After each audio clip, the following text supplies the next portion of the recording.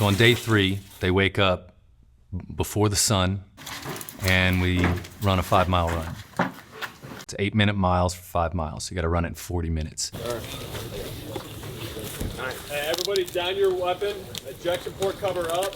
Facing towards the one line like Nah, I'm pretty calm, you know what I mean? Just tell myself just go out there and just do your thing. Trained before this enough to know I'm good. Put my mind at ease and then just do it, you know what I mean? I actually slept last night, so I think I was so tired I just collapsed. Today's the most important day. Today's apparently the 5K run and the team day. We'll see. Today's gonna suck. Ready? I'm happy to get going. Just keep my world small, just one event at a time. 5-mile run typically starts to separate people from who really trained for this. That's where it starts to get a little more difficult, and they're getting tired. So the stress is physical stress starting to compound. And then clearly we've had guys who are just not ready for that. They probably ran 5 miles fresh, not realizing how much harder it gets after they've been getting after it for a day and a half. Go ahead and move into the road and give me a formation over there.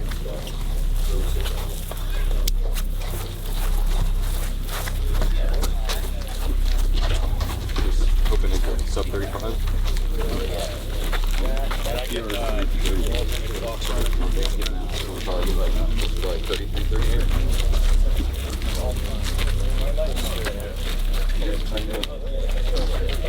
If you are told to get on a vehicle by cadre, there's no argument. You understand?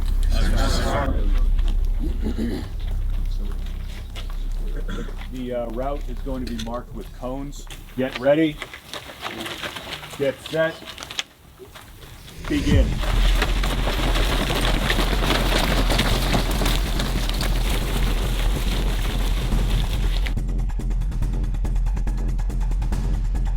The 5-mile in under 40 minutes, it's one of those, it's long enough where you can't go all out, like in a 2-mile run where you're just pretty much sprinting the whole time. If you do that, the back half of your run is really gonna suffer. Started the run off, I felt really strong in the beginning. About 3/4 of the way in, my muscles started really, not cramping, but I just felt like there was a huge pump in my legs and I just couldn't get the speed that I wanted to get.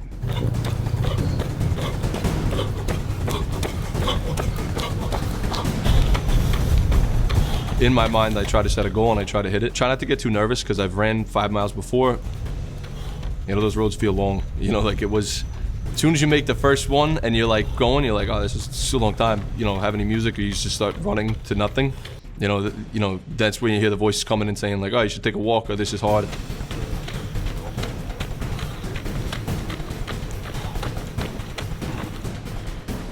There's never a fun 5-mile run, and it's a timed event, so they know that this is something that they have to pass.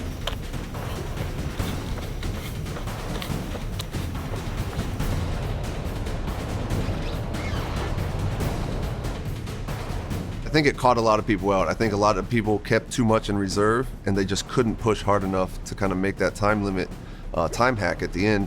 And you got to see some of them were really disappointed once they found out where the time was. 41:25. 47:14. I'm really contented with the time. Our Navy dude was pacing me. I was trying to draft off him a little bit. I got 39:19, so that's under the limit. So how fatigued we are, I'm pretty content with that. It felt good. You know, obviously you don't know the time, you don't know the distance, so it's obviously, something that's really difficult and so psychological. Finished with a good time. Finished at 38:42. Honestly, my goal was below 38. Did a lot of running at home preparing for this, but as long as I was sub 39, there's always room for improvement, but I felt good. I can really control the breathing, stretch, body feels great. Feeling really good, excited for the rest of it today. 41:57. I was late by 1 minute and 57 seconds. I was disappointed that I didn't make the time. However, I did not let that affect me mentally. We burned up their electrolytes, and we're going to move into team week next. The team events, they're going to be miserable today. Some of them have probably never had to reach this deep down inside of them themselves. And the guys that are weak will start to fail today, and you won't be able to hide it. and the guys that are strong will end up having to pick up all the slack for the weak ones. They're definitely starting to get in their heads, and that'll just start to compound into the team events, and then they'll start self-assessing during the team events, because then they're really unsure how they're doing because they don't have those hard timestamps anymore. And then they start to just doubt themselves, and we'll start seeing them drop. So after the 5 miler, we're gonna do an event called the water can carry. This is the first time we start to turn the pressure up, especially on leaders.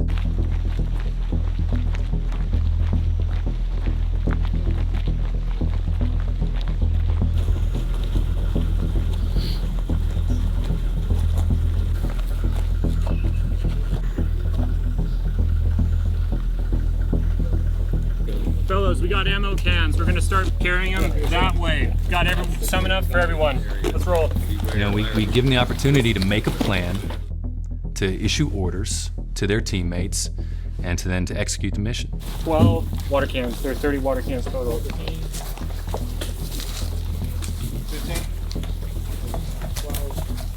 15, right? No, 30 in total. You're gonna carry all of these water cans. There are 30. By the time you get to the end of the course, there will still be 30. There's also 3 ammo cans. 2 per person. Got you. Drop one there.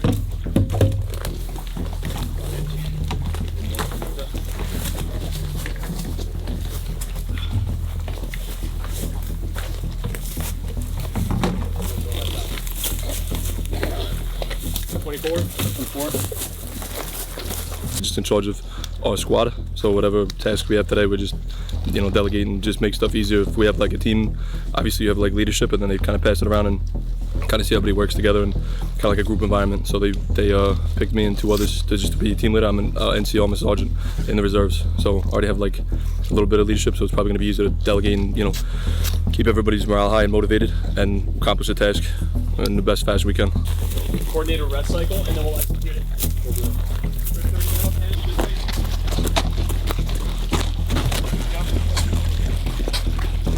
So we start off the march carrying the jugs on both sides, and of course starts from the front and just like going forward, and like half the guys are just dying.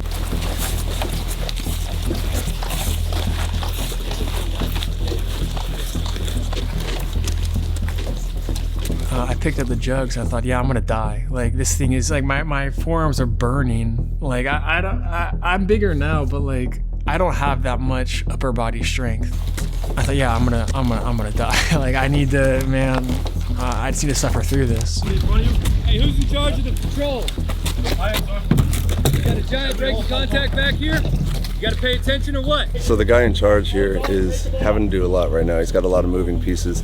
So he's having to not only carry his own weight, but he's also having to make sure that the unit is moving together as one. So if you look right now, we've got a huge gap in contact. So people are starting to split apart. And so that's all up to the guy in charge to make sure he's managing all this effectively. It's a Pentapola, 725. Walk to the front of the foundation. Walk past everybody.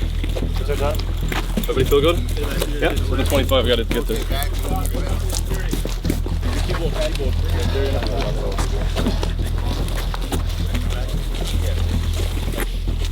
I didn't anticipate how heavy this stuff was. To me, it wasn't as bad, but to some people, it was a lot.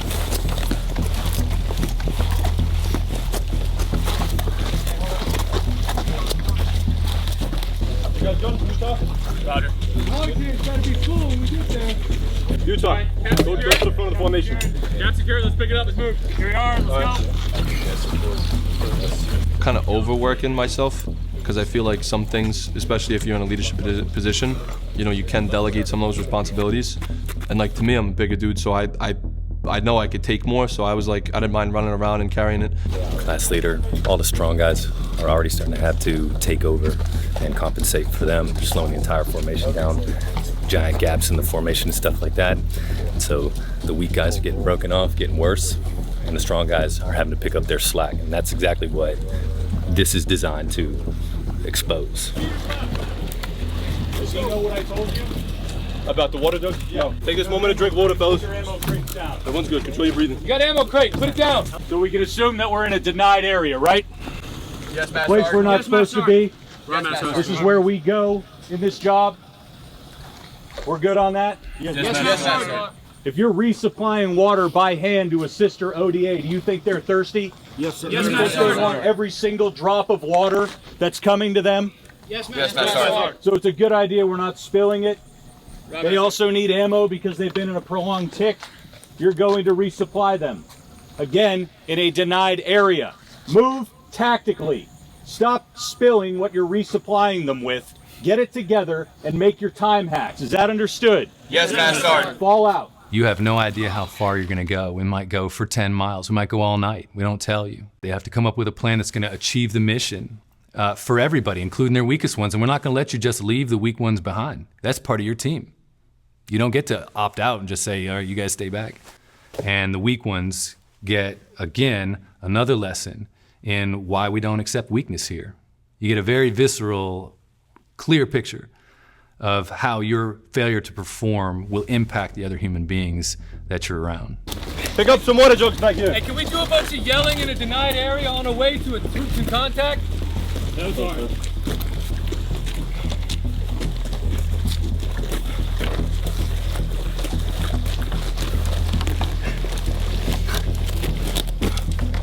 I was having an issue with the grip after a while, and then just the sheer weight on your shoulders.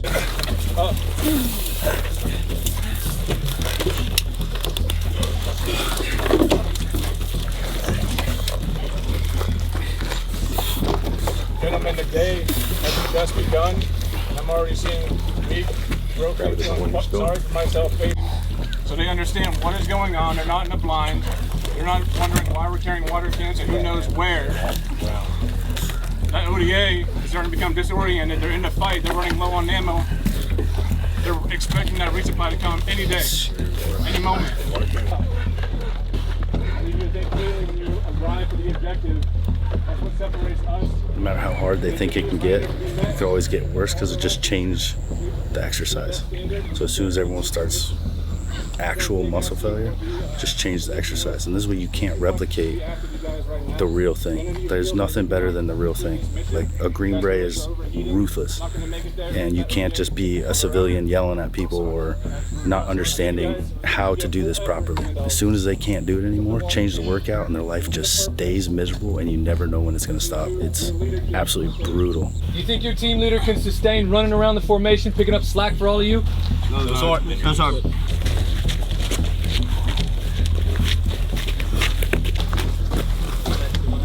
We close it up. You guys are destroying your leadership right Literally now. 50 meters away from my point. Close up this point.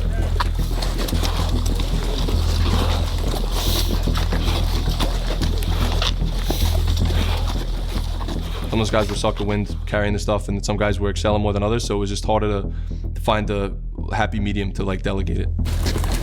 Make it right here, make it right.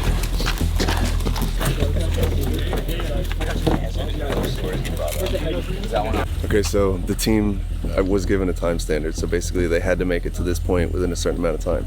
They failed to do that, so now they're going to have to pay for that. So we've got Cadre going down the street. They're going to have to run to him, run back, and like you said, it pays to be a winner, so you don't want to be last in this event.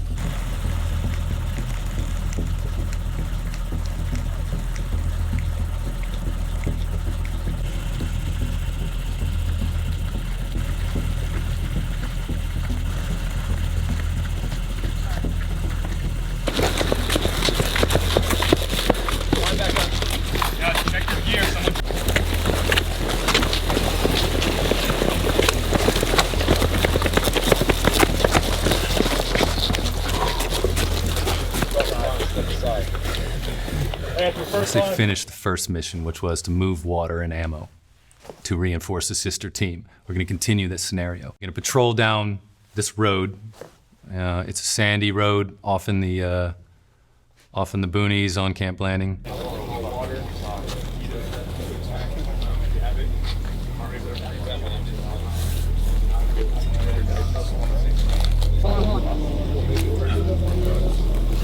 It was kind of ominous. There was like a darkness that had come over the candidates because I think they realized that shit was about to get real.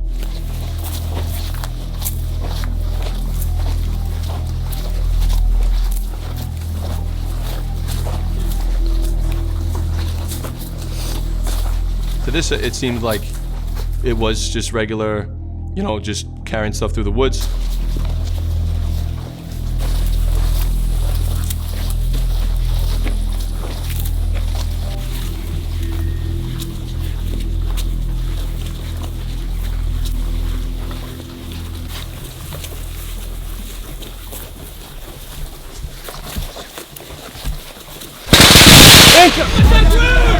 Incoming!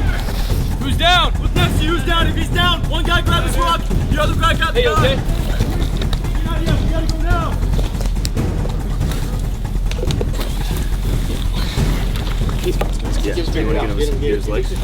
Yep, got it. Nice. Need somebody like this. Get him over here. Okay, let's go. Cadre threw the firecrackers off into the woods, called out IDF, which is like mortars or artillery, something like that. All right, hold his If pants. we stay here any longer, we're gonna take more casualties. We gotta go. I need to. You got this, brother. Get up. Right? And they immediately identified 2 casualties, and in typical Cadre fashion, they picked the biggest 2 loose that you got on the team. 360.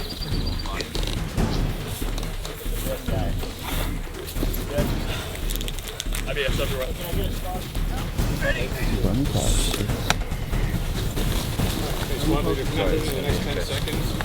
And Yo, you got 10 seconds to get out of here. Come on, hurry up, hurry up, hurry up. Get up. Yeah, they were dropping my legs. They would just drop, and I'm like, guys, I mean, it's a simulation, but you know, couldn't say nothing. Put him down. And so the first thing I noticed is the way they're trying to move the casualties, and they were trying to have one person lift up his arms, another person hold his pant legs and carry these guys. And then some of those guys, they did have a hard time carrying me. I think I weigh a good like 228 right now. You got one right there. Hey, all right. You're security. What's up? We taking a fucking long haul on the X? What are you doing? 1, 2, 3. I'm gonna security. Need another guy. Can we get one more guy back here to help you? Yep. Can I get There's another one guy? more guy back here to help. Hey, that. Who's picking him up? Okay, John, can you one side? Who's the next side? You the next side? 2 guys. Okay. Good. All right. Yep, I got it. Pick him up. Pick him up. Go. Pick him up. Let's move. Okay. Good.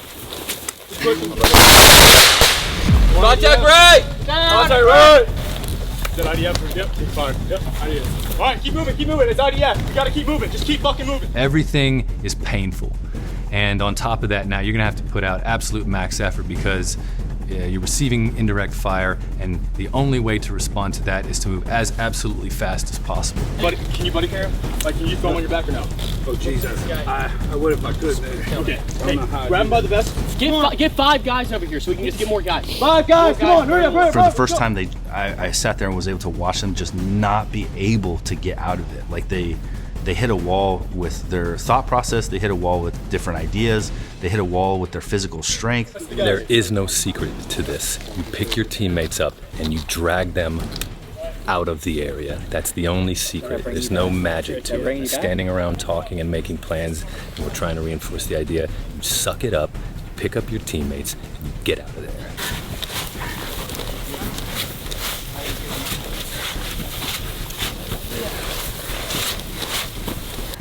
One or the other. Oh, God. Just pick one, it doesn't matter. All right, one step up to the other. Let's go. Move it. Switch with it. Okay, take it. Use a weapon. Does everyone have a rifle? No. I got 2. I drank a lot of water. From the run today, body 2 MREs.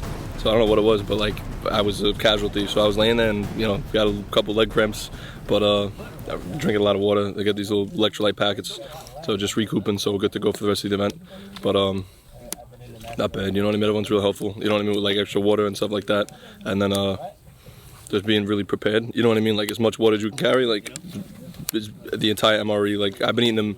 We don't heat them up or nothing like that. We just eat them. So it's gross, but you just got to do what you got to do. Yeah, we're all pretty tired. Woke up at 4:15 this morning and did the 5-mile run basically on no breakfast. And the heat's starting to pick up. So today's the hardest day basically of SFRE. So they're basically trying to smash us and see who's last standing. Just gonna keep my world small. I keep saying that, but just gonna just not quit. That's it. Just not quit. So. It pays to be a winner. So sometimes The idea is to arrive as a cohesive unit, but sometimes we're going to compete, and it will reward the winners. We had to pay the cadre back for failing a few of our tasks, and one of them was a bear crawl. I don't do any bear crawls, so for me it was like, man, this shit fucking sucks, you know what I mean? Bear crawl around that fucking bush right there. Over your right.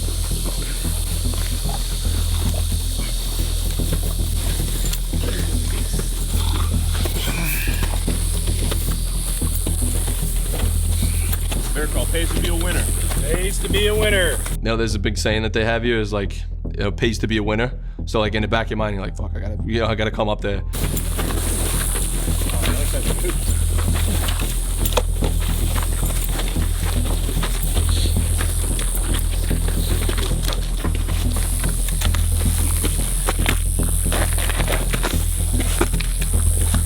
So we're bear crawling, and we had to do that. And I saw some cuts, and this jagged the rock. It's like coquina rock or something.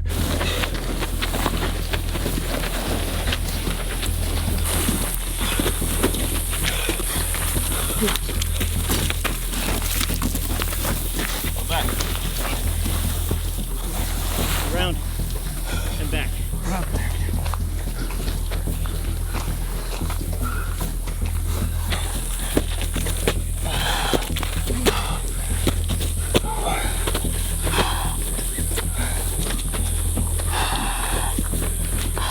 It sucks, but it's, you know, you just gotta think of it like, you know, just gotta get it done.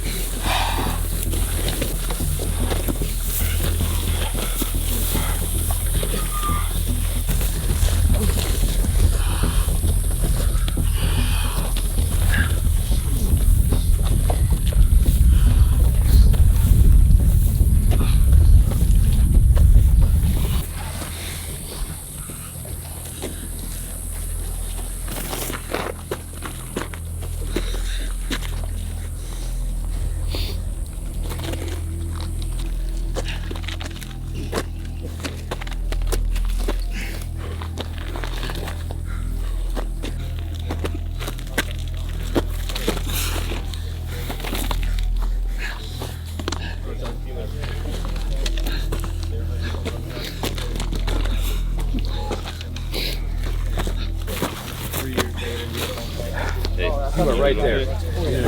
Oh, As I was coming in to the finish line, there was a bunch of gravel there, a bunch of sharp rocks. So I didn't even realize it happened, but I ripped off some of the skin on my hand.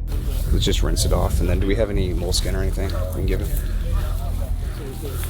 During that time, the down pilot guys started actually going on the patrol. Will you close your guns? Yeah. Can we get one more water jug? Yeah. Keep it as close as you can. And then that work here for there? Does that mean that we want more? They are building what's called the apparatus, which is a terrible word for something that's going to cause them a lot of grief here in a minute. So we give them all these tools, wheels, pipes, and we taught them how to do lashings and tie knots and stuff like that. And they're going to construct a vehicle, essentially, that's supposed to help them pick up those 200-pound sandbags, which are going to simulate humans, and that need to be moved out of the, the area. And so it's a test of, we gave you a class on how to construct these things. Can you apply that now that you've been crushed and you're tired and miserable? And it's a test of leadership. It's a test of the teammates who've been, struggling and stuff like that. If they don't construct it well, it's going to make their life real miserable. So just to reinforce the idea that this is life and death, we're going to give them the mission to retrieve a 200-pound sandbag, but it's we call it the down pilot. The idea is that an aircraft crashed and the pilot has been killed, and our task is to go recover that body. So down pilot is kind of infamous in the community. It's something that everybody does. You do it at SFAS. And the reason it's so painful and so bad is because you've got this huge sandbag, which is hundreds of pounds. On top of that, you've also got hundreds of pounds of poles, because it's these thick metal poles, and you've got to tie lashings on these poles to make a base of a frame to be able to move the sandbag. And so I've seen it done many different ways. I don't know if there's any easy way or good way to do this. We were taught the lashings and the knots, pretty simple, pretty easy to pick up, at least for me. But they did a good job of like really making sure everyone kind of knew what those knots were.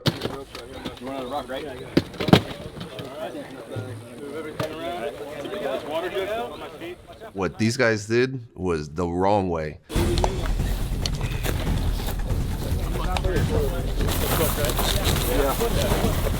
Hey, look to the left part of the hook.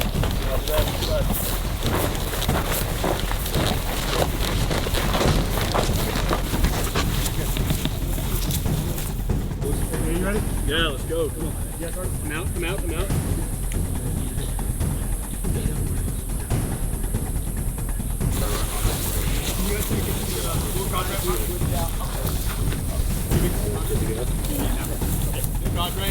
Three other guys. You ready to switch up?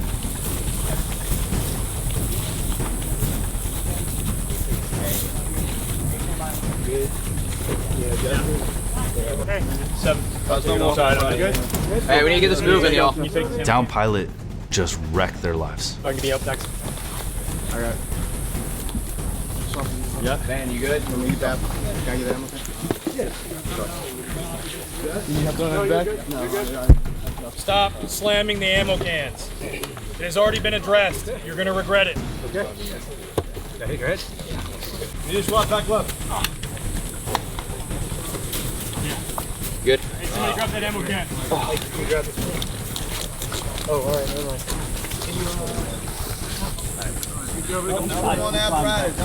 Come on out, bus. Hey, need another spotter. Now, get up here. We're not doing anything. If you haven't touched out, Brad. The major issue that they were having was the lashings on the poles, not leaving themselves enough width overhang on the poles in order to have 2 people fit their rucksacks on both sides. Let's go. Don't take the station. All right, get under. Can you get under? I got an ammo can. Yeah, what do you want? Be careful with those ammo cans. Stop. Hey, I'm trying to stop. Hey, drop another fucking ammo can again. There was people carrying ammo crates with them as well. Ammo crates are dropping. They're filled with sand, so those crates or ammo cans are probably 50, 60, 70 pounds. Saw one guy almost get his leg taken out by one of those ammo crates. Go.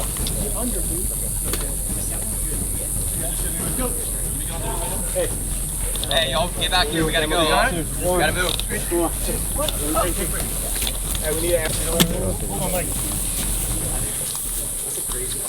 Turn on that We got one trail behind.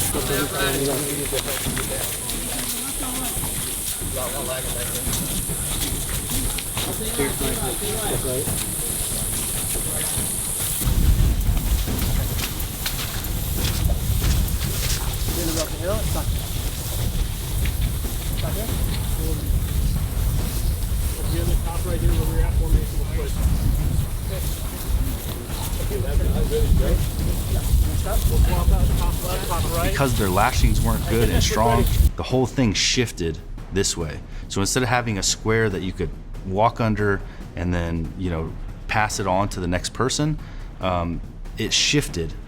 And so one guy has a ton of room and the other guy is squeezed with just a tiny piece of the pole over his shoulder, and it just made the whole thing an absolute nightmare for them to switch people out in order to get rest. And the key with down pilot is having a consistent resting schedule. Another major issue that they had when they were swapping was they were just calling out, "I need a change." You don't do that. You don't give A-type personalities a chance to say, "I need to switch." You just dictate it. 15 steps, switch. 15 steps, switch. So that's something that made their lives a lot harder too. Not on my back. Yeah, actually, it's perfect. Back left. Yeah, hang on. I think they got a good idea of what not to do for next time. So hopefully they'll take that as a lesson learned and improve from there. But it was just normal. It just wasn't good. Going down? Yep. Wait. He's under. Watch the flag. Go down on the top left. Hey, we need ammo can up here. I'll hold it for now. We're good. Hey, we need an ammo can up here. Yeah, come in. Where? Too many, sorry. Yeah, make sure that. Hey, everyone go help out that casualty down there. We lost one. Let's get another ammo can on the back. Someone help me get this ammo can real quick and I'll go help. Someone help me get this ammo can off my ruck. Grab that here. Give that to me. Yeah, I gotta go from the left. Well, here. Hey, someone bring a. Then we'll fix this one back too. Quantity. Tell them what to do. Okay, do this, do that. Fix this one up a little. When we win, we live. And when we lose, we die. We've put our friends on stretchers. And I've watched my friends, and I know their wives, their children, as good as I know mine, get wheeled by me on gurneys, or worse, carried in a bag onto the back of a plane. So we're not gonna shy away from that. If that's not the sort of thing that you really wanna do, then you should leave. Scooch down to the right. Here goes. We're gonna do this. Leader. What were my instructions? Line up in a single file, line by height. That's it? That's all I said. I believe so. All right, everybody drop down. Push up position. Not you, not you, not you, not you. They're gonna suffer for you because you can't follow instructions. It had nothing to do with facing that way. Pull your head out of your fourth point of contact. You know what the fourth point of contact is? That's your rear end, okay? Listen to me, I'm gonna tell you one more time. They're gonna suffer while you figure some sit out, okay? Here's the deal. I want 3 equal groups. Do you understand? Yes, Chief. Make it happen, go. I think the chief had been waiting the entire time for this. Like, you could tell he lives for this moment. Normally you don't see someone of his rank take part in something like this. It's always the NCOs. I think he gets such a perverse pleasure from their pain in this event. You're counting yourself.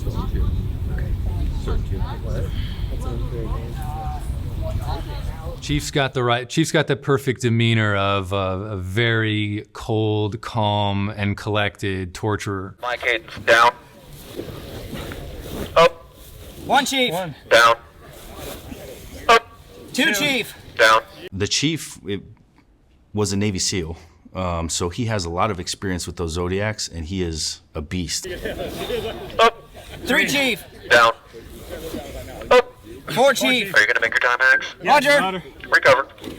Special Forces has maritime missions. We have maritime teams, we have divers. So we have boats. So we're gonna introduce you to the boats.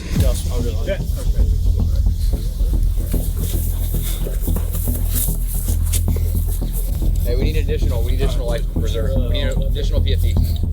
I was happy to see the boats. I mean, anything with water, I'm happy. You know, I was very, very happy because we've been sweating so long. We're disgusting, just like snot coming out everywhere. You get it? Get it. Let's go ahead and turn around.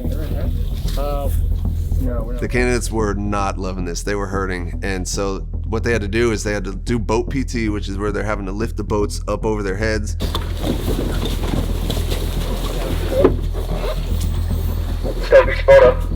Hey, if you're not holding anything, Get it out. I realized how heavy that boat actually is and why people say it's so painful. Now, in a controlled manner, bring the boat down to your shoulder in a controlled manner. Shoulders. High carry. Go. And then they had to carry the boats to the water. But in order to do that, you had to get over these like 4-foot poles.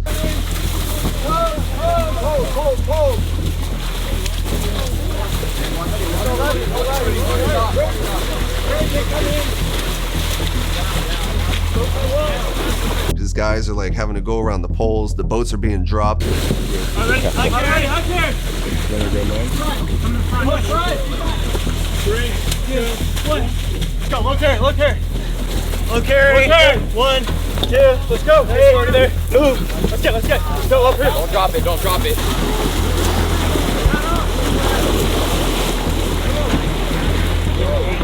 They finally get the boats in the water, and then they got to row. But now you've got 6 guys who are rowing at their own cadence.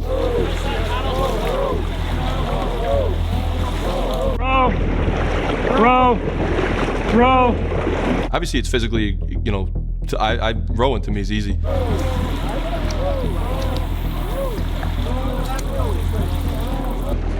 Row. Row. Left side, please paddle. Row. Left side, hold water. Everybody just keep rowing. Perfect, there it is. Row. Row. Team leader, he was all right. He was trying to keep everybody in cadence, but still you had guys just doing their own thing. And once that starts happening, the boat starts veering off one side or the other. Row. Okay, now left side. Or I mean right side. Stop for a second. Row. Now go. Row. Row. Row. Row. It's going to be heavy in the back. You got to get the water. Hey. Low, low, low. Go, Carrie. You want to get bigger. Go, Carrie.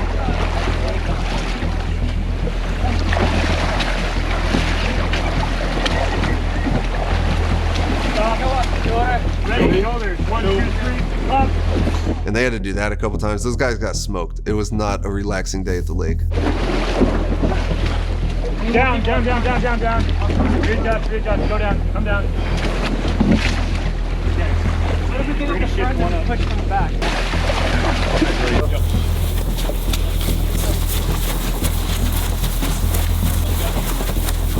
I mean, we don't have a choice. So, you know, the cadre isn't asking me what I would like to do, so you just got to roll with the punches. You can choose to enjoy, you know, have fun as much as you can. Yeah, they've probably, most of them have probably never been this broken off, except for maybe the prior service guys when they went through basic training, but it took, you know, weeks to get there. We can get them there in a few days.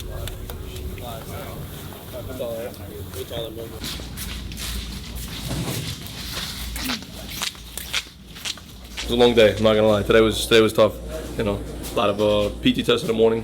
We did a 5-mile run, and then did just like team events. So see how people work as a team, different leadership positions, see how people delegate, see how people respond to leadership. So it was all stuff that definitely correlates to whatever the bigger mission is. Cramped up a little bit, so been drinking like a ton of water. Took down 2 more MREs, and those little drip drop packets. So I mean, body feels good. You know what I mean? I thankfully sustained no injuries. I know tomorrow we're anticipating the 12-mile ruck. So everyone else is kind of stretching and preparing for that. You know, obviously you want to do the best you can and get a solid time. So I think that's on everybody's mind.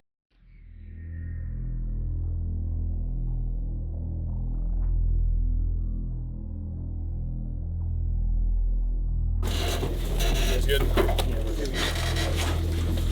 Alright, you guys are unload from the LMTV, form up over here like we did for the run yesterday. On the last day, they get up early before the sun, and they're going to put on that rucksack, which has been torturing them for days now. And we're going to tell them to march off into the dark on the road for an unknown distance. And this is the last chance we've got to see if they're going to quit, because they don't know how far they're going to go.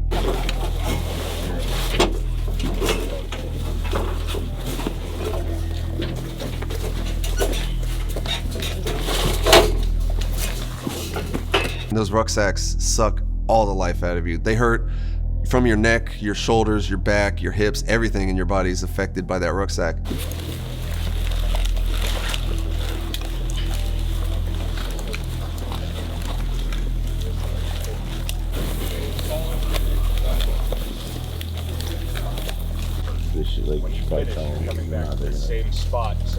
So the rucks, the unknown time and distance rucks, just like the runs, mentally, they mess with you because you don't know how much to push out. Feeling good.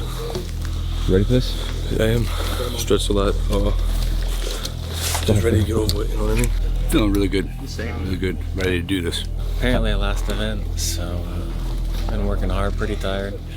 Woke up at 3:45 this morning. My ruck, I guess my belt wasn't working on the whole team events yesterday, so like all that weight was on my shoulders. So yeah, they're just like crushed today. I practiced a bit. I've never really had issues with the ruck. Knock on wood, you know, hopefully everything will go well. Begin.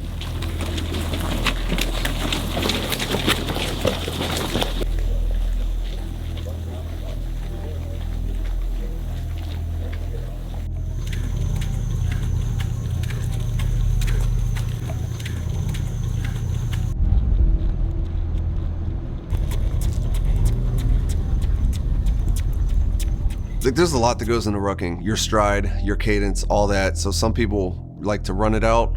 Generally, that's not advised. Normally, you need to get like a good, quick walking stride. But for the people that are inexperienced, like the civilians or like the Navy guys or the Air Force guy that was here, they don't know what to do.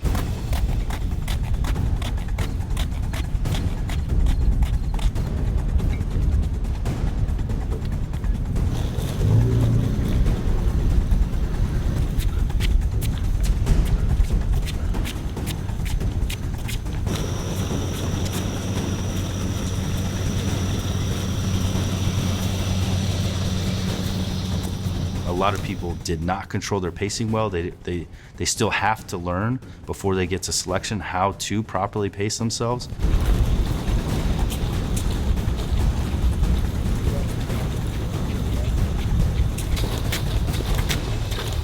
Being a cyclist previously, I would never start a race without a good, or a crit, you know, a more intense race without 20-30 minutes of a warm-up. But I guess the Army doesn't believe in warm-ups.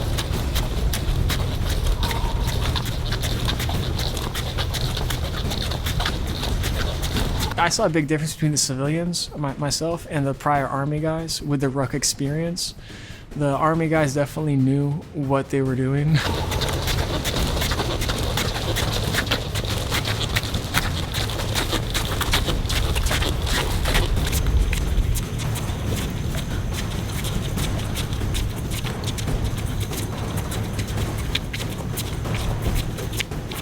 I didn't allow myself to step up and think, oh man, can this end please? No, I think once again, if you start giving into that thought process, you're gonna just weaken yourself mentally. The team exercises, like my legs was shot, like I was getting double quad cramp, but I was just drank a lot of the little drip drops and water, but I was feeling it.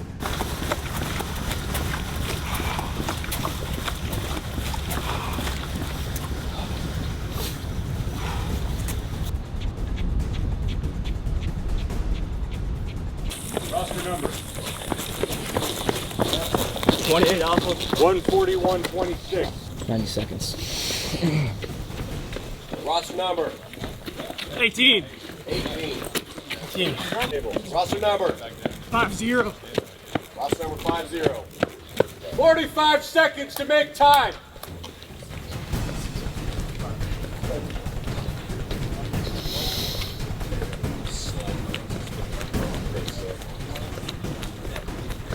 $30 seconds. Roster number. 55, Sarge. 159-38. Roster numbers. 159-48. Roster number. 17. 17. 2 hours, 59 seconds. I was beat. I knew I didn't drink enough water because I had the quarter canteens. I filled them up, but like I was so focused on like, you know, just not cramp because the day before my leg, I woke up, I was sore and I'm just like, just got to get it done today. And I was defeated. Roster number. 23. Roster number 23. They're not there, but they will. 207-38. I was giving it all I had. I definitely started off. I started off well, but started getting burnt out. Probably, I'd say, a quarter into the time I was doing, and then a truck came up out of nowhere and told me to get in. So I don't know what that means. Obviously, I didn't get to finish the ruck, but I can honestly say I didn't quit and I gave it my all. Check in with the table.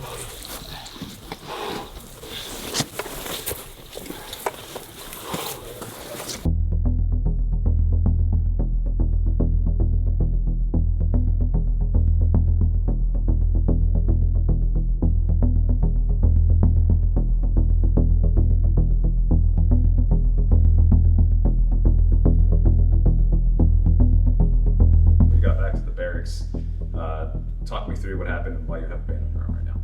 Oh man, put me in the spot.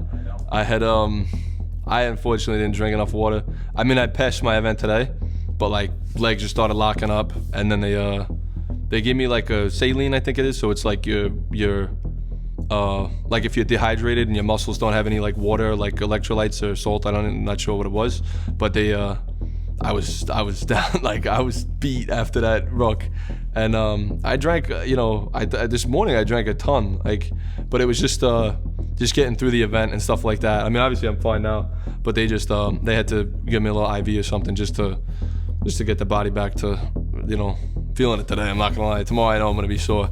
I mean, it's I guess it happens kind of thing. I mean, don't happen. You drink a lot of water. That doesn't surprise us at all. We identified Terminator early on because of his size. We knew that because of his size, he was going to be at an advantage at some points, but also at an extreme disadvantage. A lot of times, just a normal weight, average height, average person does a lot better than someone that's carrying around all that muscle. So we knew the heat was going to give him an issue, the humidity, how many calories he was able to digest, and how much he normally eats, if he's even aware of how to control his consumption of water, electrolytes. What his preparation for hydration was before leading up to it. So it doesn't surprise me at all that he, towards the end, he started, needing to get an IV. After the ruck, he was clearly in that zone where you start to see someone have that 100-mile stare and they're just not with it mentally. They're not making jokes anymore. And that's when you know that someone's on their decline. So it doesn't surprise me that he ended up, having a heat incident and needing an IV.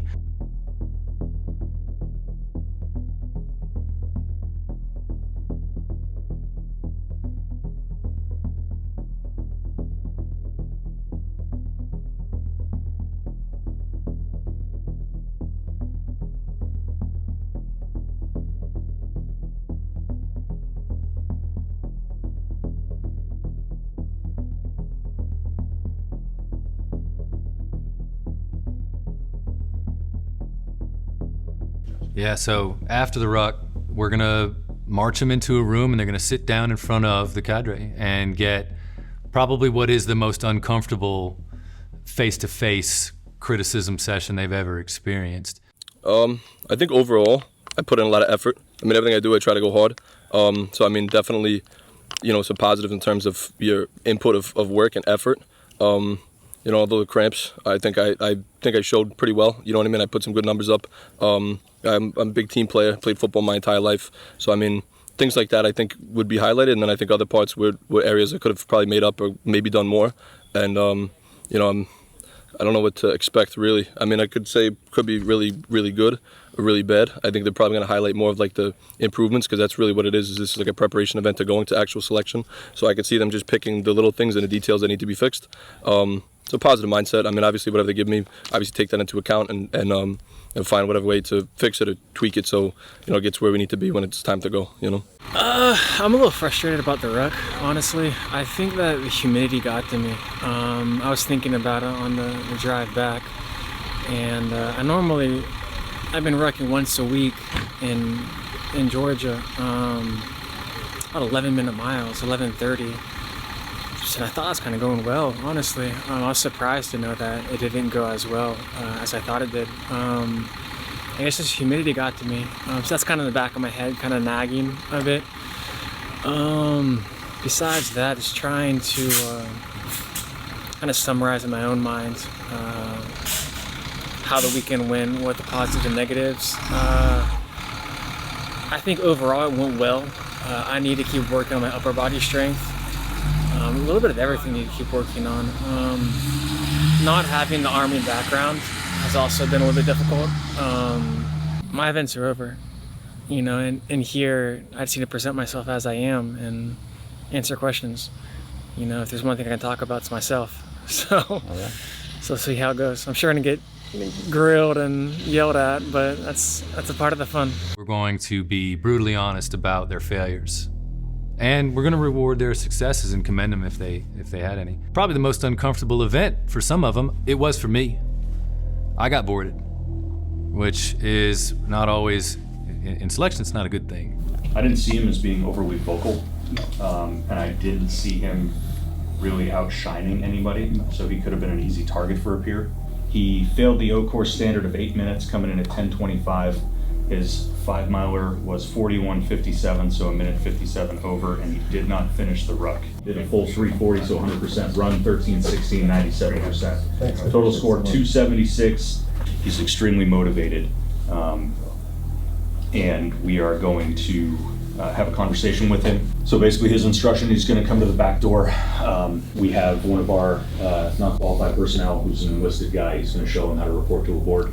He's going to knock loudly 3 times. I tell him to enter. He's going to stand in front of the chair. He's going to salute, okay, report to the board. Enter!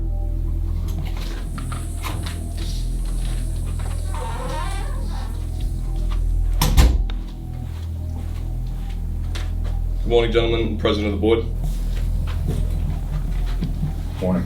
Good morning. How are you? Feeling good. Rehydrated? Yes, sir. Okay. All right, I'm gonna go over your scores from the weekend, okay? You completed 8 pull-ups, you passed the rope climb, you passed the swim test. You did not pass the obstacle course. Your score was 11 minutes and 30 seconds.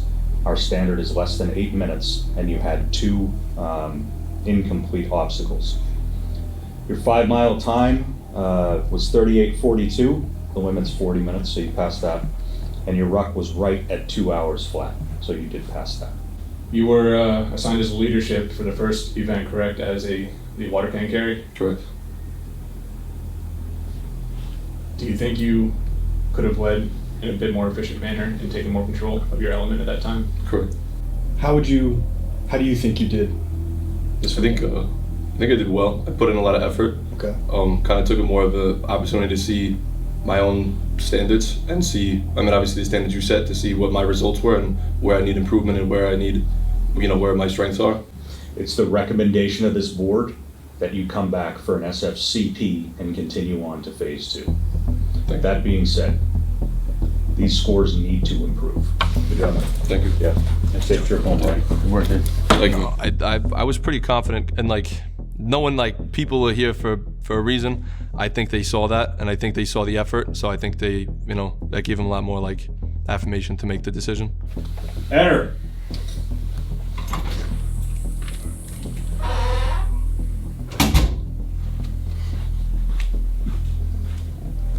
Good morning, gentlemen.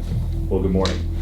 I'm gonna go over your scores from the weekend real quick. I had to salute, walk up, place your hands a certain way, and of course, I was a hot mess. I was nervous. So your PT test, you did 46 push-ups. That gave you a score of 91. You did your plank in 3 minutes and 40 seconds. That's a score of 100%. 5 mile run, you passed barely at 39:01, and your ruck, you busted time by 7 minutes, coming in at 2 hours and 7 minutes. How do you think you performed yesterday during team events?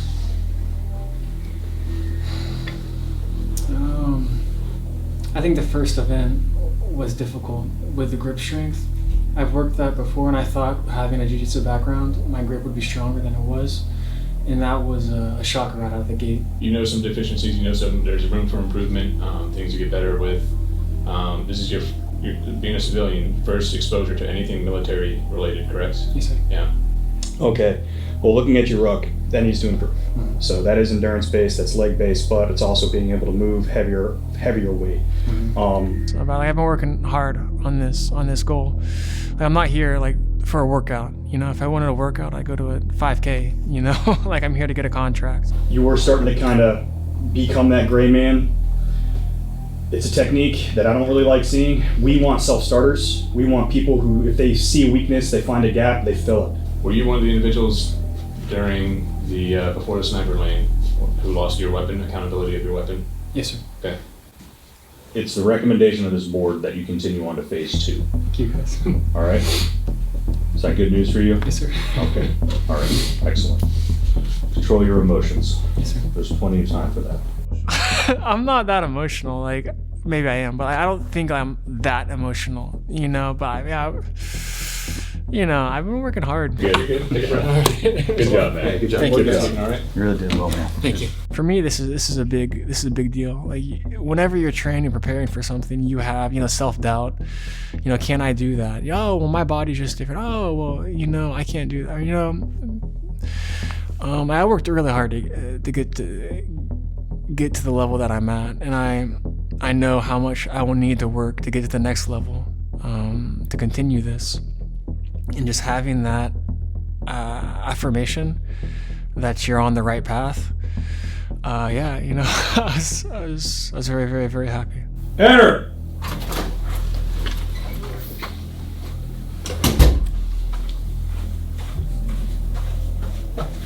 Morning, gentlemen. Have a seat.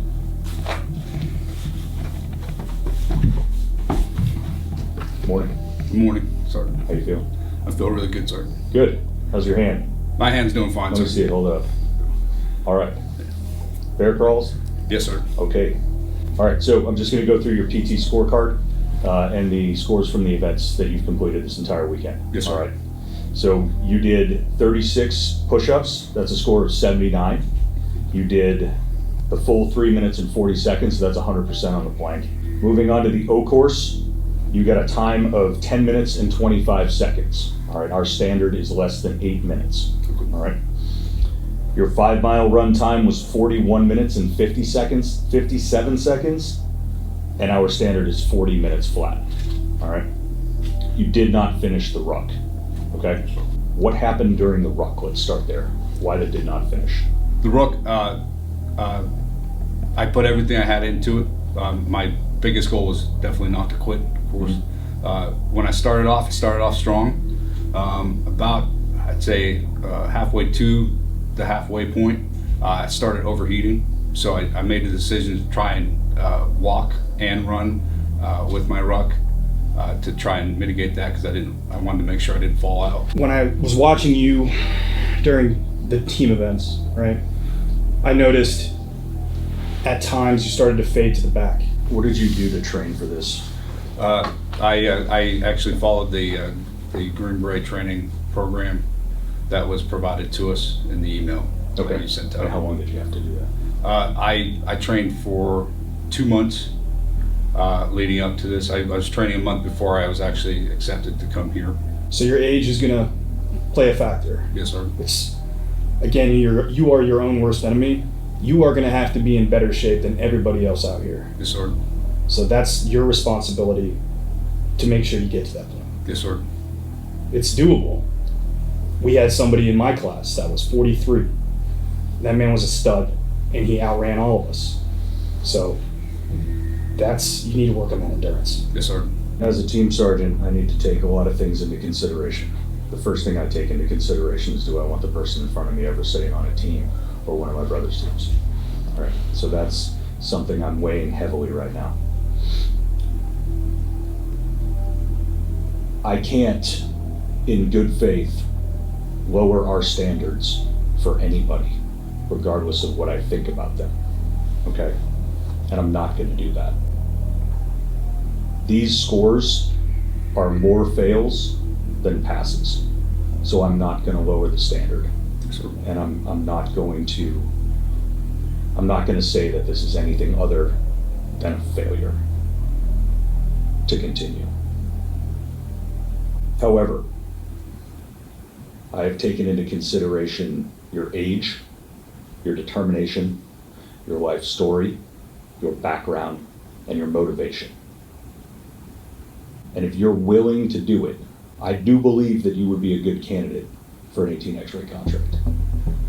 Thank you, sir. Is that something that you would be on board with? 100%, sir. Do you understand the pipeline? Yes, and sir. what that means? Yes, sir. Okay, good job. Thank you very much, Mr. Thank you, sir. Thank you, sir.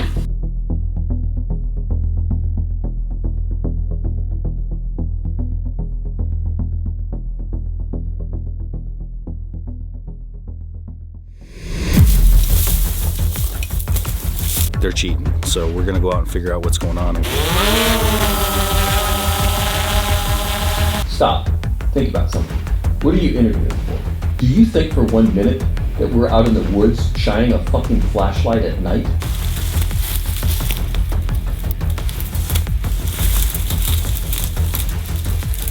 Are you quitting or what? You throwing in the towel? Yes, sir.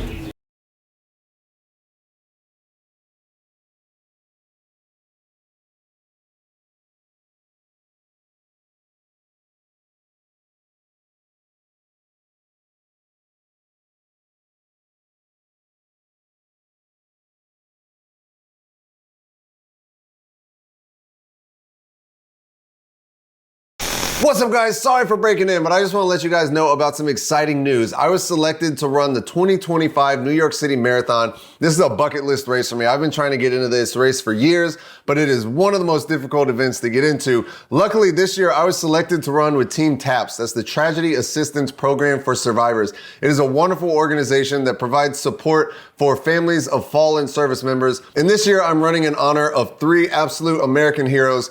These guys are former Q-Course classmates of both myself and Buck. We graduated, got our Green Berets together, and unfortunately, they gave their lives in service of this nation. So with all this, we are trying to raise money for this amazing organization. We've set a goal of $4,000 that we would like to raise. So if you can, please make a small donation. Doesn't matter if it's $1, 50 cents, no donations too large, no donations too small. If everybody donated $1, we would more than smash that $4,000 goal. So it's real easy to donate. You can either follow the QR code up on the screen, or there's a link that's gonna be in the video description. All of the donations go straight to the organization. We don't get any of that. And so if you can make any donation, I would greatly appreciate it. But other than that, let's get back to the video.